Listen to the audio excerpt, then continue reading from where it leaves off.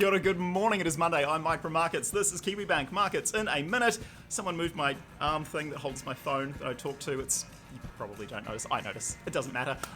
Okay, an interesting old weekend. Though to be fair, most of the interesting aspects, some of them at least, occurred after the close of play for the week, which is 5 p.m. Friday in New York, which is currently about kick-off time for little dribblers on a Saturday morning in New Zealand. Or an early brunch time. Whatever, it works for you. It helps to maintain a fixed point of reference. Anyway, what wasn't really interesting was the New Zealand dollar. The bird spent the dying days of last week just bobbing along, holding above the 64-cent mark.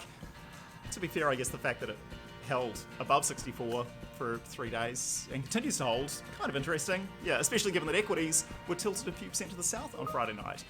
But there's always a but. Usually, the equity sell-off, it started just as the Kiwi was sniffing the 64.5-cent mark, overnight high, and it closed a smidge above the 64 flat level. So, yeah, negativity was reflected in the Kiwi, equity negativity reflected in the Kiwi, but 64 still holding. So interesting. Yeah. Weighing upon equity sentiment, we had a growing resurgence in virus cases, particularly in the US. Social media selling, Facebook. Yeah, negative selling pressure there, and given their relative size, that weighed upon the wider market. We'll link to a story on the whys below.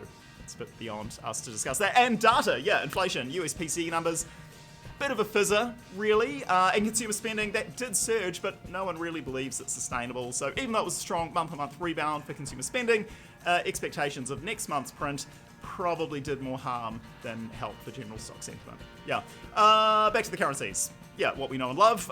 Looking at the Kiwi crosses, not really a lot going on. The biggest mover and shaker, and it didn't really move or shake that much.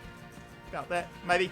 Kiwi pound. The pound struggled as concerns over post-Brexit trade deals being agreed between the UK and the EU. More headlines there, effectively. Negative headlines.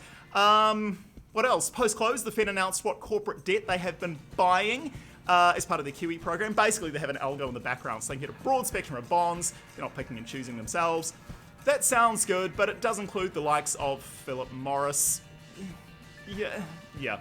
What else? China's industrial profits. We had data there on Sunday. Still dire, but markedly less dire. They're on the improve, moral of the story. And more central bank talk in general from across the globe, which you could effectively sum up as they will keep doing whatever it takes to make things better. Yeah. Okay, that's about it. Most of the major notes hit there, I think. Yeah, first few that watch out for that in your inbox later this morning. A preview of the economic week ahead with a smattering of FX and interest rates. Yeah, for good measure. There is a fair bit going on this week, so yeah, that's definitely going to be worth a read. I'm done. Have a happy Monday. Go Ki Te Anō.